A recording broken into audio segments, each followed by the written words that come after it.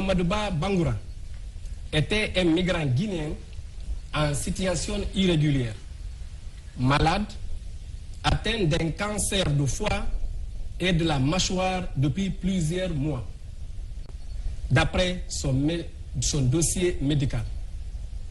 D'ailleurs, cette situation sanitaire a été effectivement confirmée au ministère des Affaires étrangères par sa famille après être entré en contact avec celle-ci.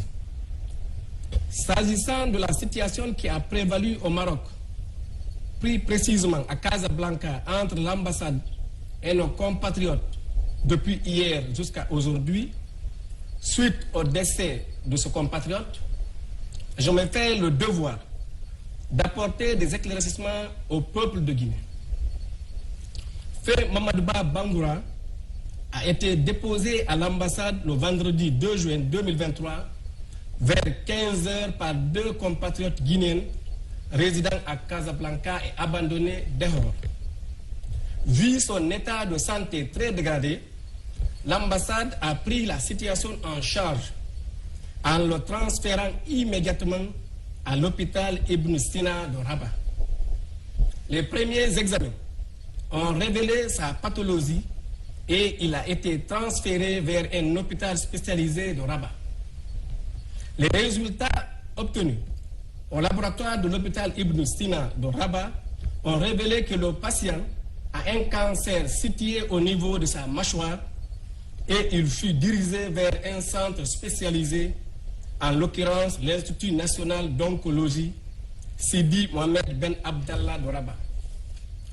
Après plusieurs négociations et échanges avec l'ambassade cette nuit, vu l'évolution très avancée de sa maladie, le directeur de l'Institut national d'oncologie Sidi Mohamed Ben Abdallah de Rabat a jugé nécessaire de continuer son traitement à Casablanca. L'accord d'hospitalisation étant obtenu pour le lundi 5 juin 2023, suite à la négociation entre l'ambassade et le centre Mohamed V pour le traitement des cancers de Casablanca.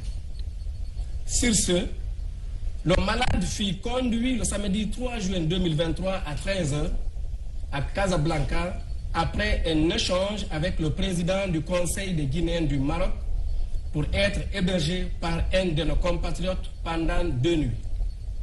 Malheureusement, tôt le matin, l'ambassade a été informée de son décès et de surcroît dans un immeuble inhabité et en construction, mis dehors par notre compatriote à qui il était confié par l'ambassade et le Conseil des Guinéens du Maroc. Une situation déjà prise en charge par les autorités compétentes pour élucider toute la vérité. Ainsi, sur instruction de son Excellence, Monsieur le ministre des Affaires étrangères, de l'intégration africaine et des Guinéens établis à l'étranger, toutes les dispositions nécessaires ont été prises au niveau de la mission diplomatique et consulaire pour la procédure d'enterrement du défunt avec l'accord de sa famille. Le ministère a été surpris en ce moment de voir les réactions spontanées de certains de nos compatriotes vivant au Maroc, prétendant que rien n'a été fait en faveur du malade. C'est ainsi que, tôt ce matin, des milliers de nos compatriotes ont pris d'assaut notre ambassade dans l'intention de chercher tout le monde. Cette situation intervient ce jour même où une délégation marocaine de haut niveau est attendue à Conakry sur invitation de son Excellence Dr Mody Sanda Kouyaté, ministre des Affaires étrangères, de l'intégration africaine et des Guinéens établis à l'étranger, pour aplanir les questions liées à l'AVEM instaurée par le Royaume du Maroc. Il y a lieu de signaler qu'une telle attitude de nature à influencer négativement la procédure en cours, qui pourtant revêt une importance capitale pour le gouvernement et plus particulièrement pour son Excellence le colonel Mamadi Doumbouya, chef de l'État, chef suprême des armées. C'est pourquoi il me plaît en ce moment de faire appel à l'ensemble de nos compatriotes, d'où ils vivent, pour faire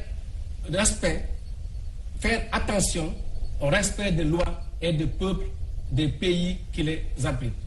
Ceci est une forte recommandation du ministère des Affaires étrangères, une forte recommandation du gouvernement guinéen, car seule la paix, la quiétude et l'entente pourraient aider à tout développement et à toute nature de vivre en commun. Je vous remercie. Merci, M. Barry.